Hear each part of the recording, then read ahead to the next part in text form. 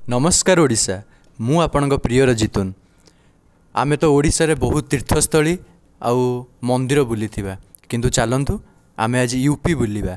UP रो Sonbhadra district जोठी की आमर माता ज्वालामुखी नाम प्रतिष्ठित। ए मंदिर 1000 वर्ष पूर्व प्रतिष्ठित होइथिला। ए मंदिर को राजा उदित नारायण सिंह जी की होचंती करवाल रो से मंदिर को प्रतिष्ठित करथिले। ए मंदिर मुख्यतः पुराना पत्थर रत्न एवं काचरे गठन करा जाइछि जहाँकि ज्वालामुखी देवी को अर्पण करने उद्देश्य रे एठिकार पुरोहित माने अन्य प्रकार भेटी चढ़ाई थांती एवं एठिकार लोक माने माँ पाखे काच एवं सिंदूर आमर ओडिशा रे नाली सिंदूर किंतु एठी ऑरेंज टाइप का सिंदूर माँ को अर्पण करथांती। एठिकार पूजार शैली भिन्न प्रकार।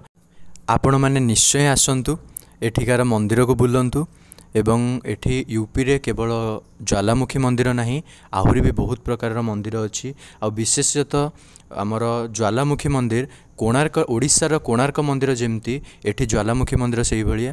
आउ यूपी रे अधिक फेमस होउचंती वाराणसी मंदिर जो भिडियोटा आमे भी आगु को बनइबू आपण मानक सहित शेयर करिवु।